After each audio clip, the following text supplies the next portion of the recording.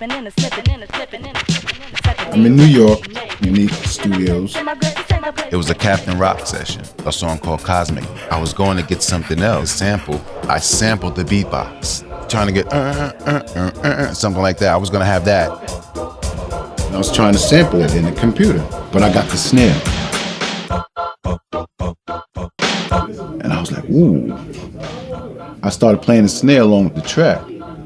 I looked at the engineer, I was like, ooh, do you know what we just did?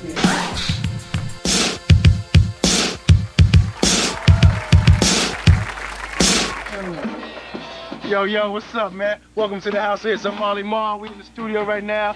Yeah, sounds over there, but come here. Marley Marl is one of the premier hip-hop producers. He's legendary for his innovation in sampling. But before that, he's innovative as a DJ on WBLS with Mr. Magic, Mr. Magic's Rap Attack. WBLS 107.5 in the class by itself. Gotta admit, the boy is a musical genius. Speaking, of course, about Marley Marl, my engineer all-star, made this record called Magic's Beats, dedicated to yours truly. I'd like to thank Marley Marl for such a fantastic record. I kind of like this one. Rap Attack. Marley was able to use the platform to showcase music that he was working on, and it became a key reason for the success of the show. We needed ammunition, so I started making up my own joints every week that y'all don't have, and you're gonna have to wait to get. I'm coming with a banger. The Fairlight computer music instrument transforms sound into numbers and stores them in its memory. By rearranging the numbers, the Fairlight creates its own original sounds.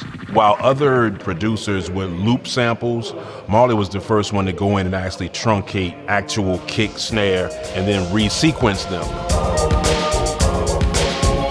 He was working with a label called Nia Records, owned by the fantastic Aleem brothers, and he was producing a record for an artist named Captain Rock.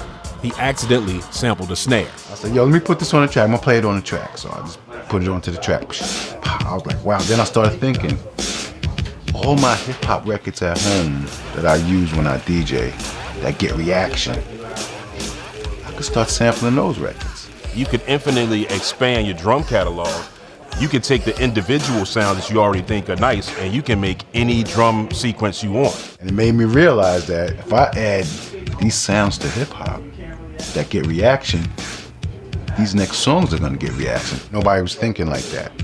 Nobody was thinking like that. Don't call it a comeback.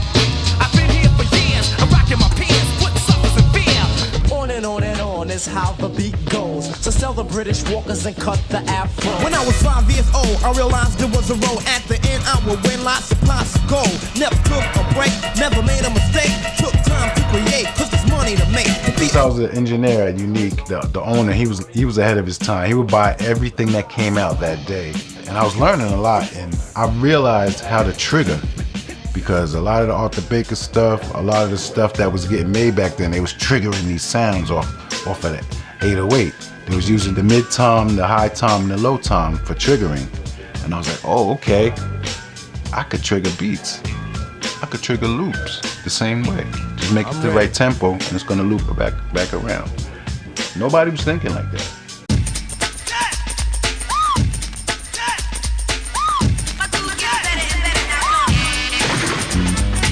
After the success of sampling drum beats, Marley's distinct production sound exploded, and he was producing hip-hop tracks for a wide range of artists. I'm working on Stephanie Mills' remix, 4 records for Big Daddy Kane, 4 records for Biz Markie. My man Tragedy's out, which is gonna be real crazy. Did the Craig GLP, finished Roxanne Shantae's. Hey, I need a vacation. Marley had his own posse of MCs called the Juice Crew, which consists of Roxanne Shantae, Biz Markie, MC Shan, Big Daddy Kane, Cool G Rap, Craig G, Master Ace. Juice Crew is Mr. Magic's crew. He's Sir Juice, and we's the Juice Crew. And you know, while we's battling Red Alert and Chuck every week, we needed ammunition. You know, we needed ammunition.